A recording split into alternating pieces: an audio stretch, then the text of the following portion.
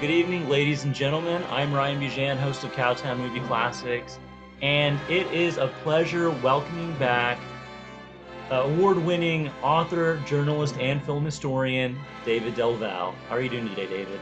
I'm delighted to talk about this exquisitely photographed film noir in Technicolor, John Stahl's Leave Her to Heaven, based on a best-selling novel starring Tierney, that 20th Century Fox said is in the flood tide of her glory. Do people really talk like that? I guess they do. It was on the press book. In And Hollywood, in it, you have Vincent Price, who plays her fiance. She's going to jilt. I don't want to give too much away. But Vincent Price was a contract player at 20th Century Fox, and he appeared with Gene Tierney in three of her most important movies: Laura, Leave Her to Heaven, when she was nominated for the Academy Award, her only nomination, and Dragonwick, which is the movie that started Vincent Price on the kind of characterizations he would do later on for Roger Corman. He plays Nicholas Van Ryn, who's very much a Poe figure, and Gene Tierney is his kind of country style farm girl that comes to the castle. And Laura, of course, is the movie that Gene Tierney is most known for. But Leave Her to Heaven is what she was nominated for the Oscar for. They had only won an Oscar for the cinematographer, who deserved it, the director of photography, because he did he also photographed Cleopatra with Elizabeth Taylor. So oh he wow. knows what he's doing. Oh, absolutely. And this is a gorgeously shot film. Like you said, it is in Technicolor. It's gorgeous, beautiful palette, beautiful lighting and contrast. But it's a really fascinating film because when you're going into it, it seems like, oh, Leave Her to Heaven, it's a romantic melodrama. Then it takes a very dark turn. So there is romance, there's drama, there's very intense terror and tragedy. It is a film noir. How would you classify this thing? Well, I would classify it as a film noir simply because one of the three tropes of film noir is it's supposed to be in black and white. It's supposed to be the center of attention as a femme fatale, and it's fatalistic. This film has all of that, except it's not in black and white, like Roman Polanski's Chinatown is a comparable example. A Kiss Before Dying by Ira Levin, who wrote Rosemary's Baby, is another great film noir. Slightly Scarlet is another one with Rhonda Fleming, and it's in gorgeous Technicolor too, with Arlene Dolan and Rhonda Fleming. But Leave Her to Heaven is a very important movie because of just what you're describing. It is a film noir. It is a Freudian case study in both the Electra complex, which is a daughter that wants to sleep with her father, have sex with her father, and the green-eyed monster that Shakespeare wrote so beautifully about in Othello, which is jealousy. Her character is Ellen, is obsessed with jealousy like you will never see. And it's beautifully masked. And I use the word mask because Gene Tierney's makeup and face is a mask. She is like the cover of a fashion magazine. And that's no accident because Gene Tierney was a fashion model. She came from wealth, a privileged family. She was debuted in New York. It was in New York she was discovered. She was given a Fox contract, and the rest is history. But it was at 20th Century Fox that Gene Tierney learned to be the star that she is and was until one of the last things she did was Otto Preminger's Advise and Consent, which was, I think, one of her last films. Cornel Wilde, I knew rather well. We can talk about him when we come back. But what I would say to audiences coming in, be very aware of movies that begin on a train. Alfred Hitchcock's Strangers on a Train, Alfred Hitchcock's The Lady Vanishes. I love movies that involve train travel. But in this, Gene Tierney and Cornel Wilde meet on a train in the same way that Robert Walker and Farley Granger meet in Hitchcock's masterpiece, Strangers on a Train.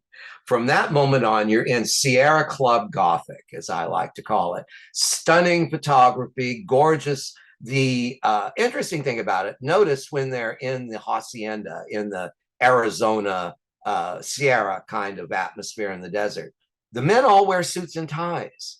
Why? It must be 100 degrees out there. Notice the costumes. It's a movie where people still adhere to a certain kind of behavior. Men wore suits and ties even in 100-degree weather because that's what men did. And women had to wear gorgeous clothes because, well, it's a movie. And I just think that you can be overwhelmed by the visuals, but please pay attention to what they're saying to each other. There are red flags throughout this that give you an idea when it's going to turn into a kind of dark passage into the darkened, stormy worlds of film noir. So, for somebody sitting in this audience watching it for the first time, how would you pitch this film? Like, how would you sell it to them without giving away any of the twists and turns? Well, first of all, it's a movie that's full of surprises. It's a movie that will give you a thrill if you let it. It's visually a sumptuous feast. So, my advice to all of you is to sit back, enjoy the gorgeous Technicolor and the beauty of Gene Tierney and Cornel Wilde, and then watch the spider crawl onto the Valentine as we see love as it's never been seen before. Well, thank you, David. All right, so if you guys stick around after the film, we will go into much more detail on the behind the scenes trivia and Mr. Del Valle's personal relationships with Vincent Price and Cornel Wilde. Without further ado, from 1945, directed by John Stahl, Leave Her to Heaven. So that's a punch in the gut. Well, it's certainly the spider on the Valentine that this beautiful woman with a perfect life and gorgeous locations could commit murder. Yeah. And with no conscience, which is what makes it doubly shocking.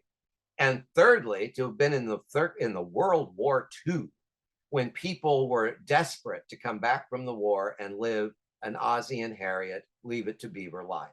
Hmm. See, that's what makes this film so brilliant. Is like David Lynch in Blue Velvet. It takes you beneath the level of Saturday Evening Post America, the Norman Rockwell America, and shows you the underside, the ugliness, the pettiness, the well, the fact that people can commit murder because they're jealous, Yeah. because they want you all, they want all of you, they want to possess you. Well, Jean But Tierney, I mean, she's probably one of the most beautiful women to ever be photographed on film in any era. She's very striking, gorgeous, but there's a coldness to her eyes. And you look at the movie she was doing around this time, and Laura, she's the protagonist in The Ghost and Mrs. Muir, obviously a very moving, warm performance.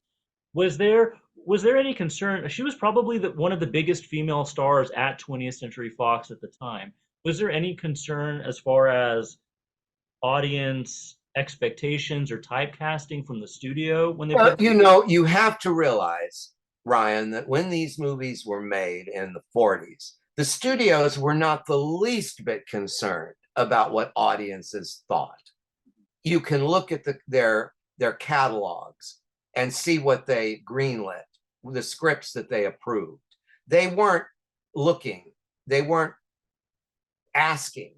Yes, of course, box office made a difference. And when Gene Tierney started ringing those bells, box office wise, with Ghost and she hadn't made Laura yet, or was about to make it when she did this, is what I was told, because she got an Oscar nomination for this, her only one. And then she would continue to make these movies. But there was a mask like quality about Gene Tierney that did not show emotion. And Yes. she's ideally cast in this. There's another movie made around this time called The Letter. No, The Locket. I'm sorry. The Letter is Betty Davis. The Locket, directed by John Brahm.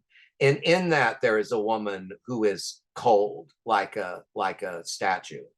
But the Electra complex is rarely shown in movies where a daughter has sexual thoughts about her father, or the Oedipal complex where the son has desires toward the mother. But in this, it's made explicit. And the actress who plays her mother was the first wife of Humphrey Bogart in the 20s, a very fun actress and very worldly, to say the least. And if you look at the way she is portraying the mother, you see that she looks like a woman that lost her husband to another woman. It just happens to be her daughter. Right, right. And this was rather common in the United States, and especially in the South, where this kind of thing, rural people that lived off, there was all kinds of incestual things going on. And it was written about, but never discussed, because this was an era where people didn't talk about those things. But movies could certainly bring them up. And Leave Her to Heaven is a great example. Jean Tierney did another movie called Whirlpool, where she plays a woman who is a kleptomaniac. Jean Tierney always excelled at playing beautiful women that had huge flaws. In Laura, she's mainly a ghost until she finally appears. And she does the same thing in Laura that she does in Leave Her to Heaven. She leaves Vincent Price for a heterosexual man who can satisfy her in bed. That's what these are all about. Vincent Price was used as kind of the ineffectual, fey, coded gay second lead, kind of what Jimmy Stewart was doing in the 30s. Well, Not being gay, but being, playing second fiddle. I'm as big of a fan of Vincent Price as anybody. I grew up watching his movies, but your relationship with Price on screen and off is a little bit different. Would you like to talk about that? Well, I met Vincent Price when I was still in high school. He was touring the country, or at least California, with a one-man show called Dear Theo, where he read the letters between the brother of Theo Van Gogh and Vincent Van Gogh. And I went backstage. It's 1968. I went backstage and I worshiped him. I had been watching his movies all my life. And here he was in my hometown. And my friend David Stone and I went backstage at Municipal Auditorium downtown Sacramento, and he was talking to someone tall, 6'3", and he turned around and looked at me, and I said, "Mr. Price, I'm with the Encina Tomahawk, and I'd like to interview you." That was our school paper. Can you imagine? I was like 17. And he said, "Oh, the Tomahawk. Well, we better get you over here where we can have some time." And I was just stunned. He was so nice. And we started talking, and he knew from just talking to me, I'd seen everything he had done. And he also recognized that I was becoming a bit of a film historian, because I asked him about Charles Lawton, which I don't think any 17-year-old had ever done. So it began, and he gave me his address. And then eventually I moved to Los Angeles, and I literally stayed in touch with him from 1968 until his death. Isn't that amazing? That's amazing. And I did the same thing with Barbara Steele, and I did the same thing with Christopher Lee. Wow. We just stayed friends after we met. With Barbara, I became her agent for a while. I got her Silent Scream and everything. She was close. She did Pit and the Pendulum with Vincent. So I knew a lot of the women that worked with Price too. Hazel Court, Deborah Pageant, all these people. Everyone loved him. Everyone loved him. But when you're in Hollywood and you aren't typecast, sometimes that's just as bad as being typecast. Yeah. At least if you're typecast, you're going to work. You're gonna work, right? And Vincent worked all the time. But all this, Rob White understood Vincent's persona. And he understood it. When we did our interview, which is on camera, by the way, I did the only on-camera interview with Vincent Price that is available today. Tim Burton did one, but unfortunately, Tim waited 3 years after I did mine. And Vincent was very ill. And it's not pleasant to watch what Tim photographed because Price was so spectral looking. But once again, Ryan, not every movie star you meet is someone you're going to love. Right. There are the Faye Dunaways of the world. But Vincent Price was everything you could ever hope for. Cornel Wilde as well. I met Cornel Wilde because I was working for a magazine called Films and Filming in London, and I was looking for interviews. And The Big Combo was about to come out on DVD, or maybe not. It was maybe on I don't know. It was The Big Combo, I remember. Cornel lived about 3 blocks from Vincent Price's condominium on Wilshire Boulevard. Or yeah, it was going toward Westwood. Krister was in the Hombley and Cornel was in another. So I went there and interviewed him. He was long divorced from Gene Wallace, who he was married to for years, who's the other star of the big combo. But at that time, Cornel was prepping at Paramount to do the second, The Naked Prey 2. And the only reason that didn't get greenlit was because he insisted on his son, Cornel Jr., playing the role he played as a young man. And with respect, Cornel Wallace Wilde Jr. was blonde. He favored his mother, and he did not have, in my opinion, the presence to play his father. So Cornell would have directed the film himself, Yes. which is, you look at the photos from that time, he doesn't look that much different than he did 20 years earlier. No, he aged very well. When I met him, though, his hair, he didn't have, he was wearing a toupee that was not very good. I wasn't going to say that, but I was. All right, well, you can say it because I have the pictures to prove it. The picture of he and I together, that is a toupee. Mhm. That is a serious toupee. Yeah. And he had very black, curly hair. Mhm. He was kind of like Henry Cavill, John Gavin. He was one of those dark, pretty boys. Mhm. Bill Holden had that. Steve Cochran, another good-looking guy. Yeah, and Cornell was very athletic.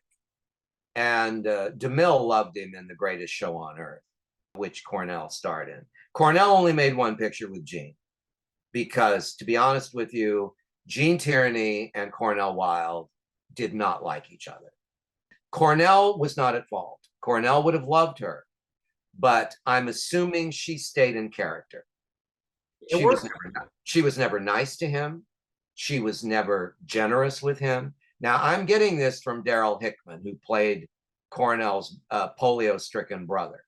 Yeah. Daryl says in the audio commentary on the Twilight release that the director was awful to him and that the scene in the boat, 30 takes, and he was finally saying, I've got leg cramps. I need to get out of the water. And John Stahl kept saying, no, keep going. And Gene Tierney was a total bitch to him. Mm-hmm. I'm sure she could be a bitch back then. But when her mental illness started to take its toll on her, a friend of mine saw her in Texas, and she could sit in a chair and talk, but she was very confused. Yeah. It was very sad. There was a reunion of Dana Andrews, Vincent Price, and Gene Tierney. There's a picture of it online you can look at. And they all look rather elderly. But Gene is the only one that still retained those cheekbones. But there's a look in her face that's just lost. And Vincent told me, he said, I'll never get over Gene having so many problems with mental illness. Because there's nothing they could do for her. Well, I mean, it's really heartbreaking to hear that, and especially that she didn't get along well with her co-stars. But whatever she did, it does work on camera, for good or bad. Yes, it does, and that's what counts. Yeah. I'm assuming, and Daryl said so in his commentary, he said, I'm assuming Gene was in character. You know, that's common with actors now. You can't work with someone like Christian Bale and have a conversation with him. Yeah. Or Joaquin Phoenix. They're crazy. They're crazy. Yeah. They're insane. You know, they have Gene Tierney's problems, but they're going undiagnosed. You know? Yeah. And they're hiring them for their mental illness, I fear, you know. Yeah, but hey, if you have mental illness like that, it's better to channel it into something artistically than go out and do something crazy, right? Well, I agree. And a lot of people did that with their sexuality too, like Vincent, you know. He put it in his movies and kept it out of his, you know, because remember, everybody was being scrutinized during this time. The movie magazines, hateful bitches like Luella Parsons and Hedda Hopper that were absolutely hideous women, just practically blackmailers in show business, threatening actors and directors with their private life. This was going on in Hollywood and was condoned by Hollywood. Movie executives like Daryl Zanuck would call up Luella. William Randolph Hearst, of course, was Luella's mentor, and the one that the Citizen Kane thing, of course, is well known to all of us. But no, getting back to knowing Cornell, Cornell was just a really nice man that wanted to keep working. And I knew him right up. I met him in like 84 and he died in 87. Oh, yeah. So I didn't, it wasn't, but you know, he was still trying to get the Naked Prey off the ground during that. Mhm. But And Vincent loved Gene Tierney. In fact, Vincent said to David Frankham, the actor he appeared in Master of the World, Tales of Terror, he said, I've made more pictures with you, David, than I have with Gene Tierney. But Vincent took an interest in David Frankham, if you get my drift. oh, yeah. And then I did a commentary with David on Tales of Terror, and I couldn't get him to, you know, people of that generation, people that were raised in the 40s and 50s, are very reluctant to talk about their private lives, and with good reason. Of course. But, you know, my problem with people staying in the closet is that there's nothing to be afraid of anymore, you know. So if you're not coming out, it's just because you don't want to come out. It's certainly not because, I mean, yes, it can affect your career in movies, but that's changing. I want to circle back to Gene Tierney. Earlier off camera, we were talking about the way she plays it, the way she looks at Cornel Wilde, and her kind of weird relationship with Vincent Price in the film. How did you describe that? Well, first of all, in both instances, Vincent Price was acting in a manner that was most influenced by his stage work, which he came from the Broadway stage to the movies. So in Leave Her to Heaven, he's the district attorney. In Laura, he's kind of a, as Clifton Webb described him, a male beauty in distress. You know, one old queen trying to explain something to another. And he was a male beauty in distress. But these were very, very different from the kind of roles that Vincent would play just a few years later in House of Wax. House on Haunted Hill is kind of a satire because Vincent is married to a gold digging bitch, a blonde hussy who knows there's no love or sex there. It's just money. And he says to her in the Rob White script, would you go away if I gave you $1 million? And she goes, no, I want it all. And then she says to him very beautifully, she goes, Frederick, the only ghoul in this house is you. And you don't write dialogue like that for anybody else. And in The Tingler, he says to his wife, who's also a bitch and cheating on him, of course, he says, pulls a gun on her and says, you know, this gun can make a hole in you the size of a medium grapefruit. Rob White knew what was up, see? Yeah. But in Laura and Leave Her to Heaven, he's basically playing very straight, very straight. And almost in Leave Her to Heaven, he's humorless. He never cracks a smile. Yeah. So you don't really get a sense of three dimensions there, but you're not supposed to. In Laura, he's much more amusing. And playing a man who does not have a problem taking money from women is another kind of red flag for homosexuality. You know, a lot of gigolos were based, you know, and it just goes on and on and on. And remember, when Otto Preminger took over Laura from Ruben Malmulian, Otto Preminger had no problem showing the perversities of city life. That's what he was known for. And that's what Laura required. Leave Her to Heaven was far more structured because it's based on a novel. Yeah. And the novel was a huge hit. I guess we didn't mention that before, but I think the novel being so popular also helped make the movie the #1 hit of that year, along with Pride of the Yankees. Yeah. Well, it's But certain. Oh, I'm sorry. Go on.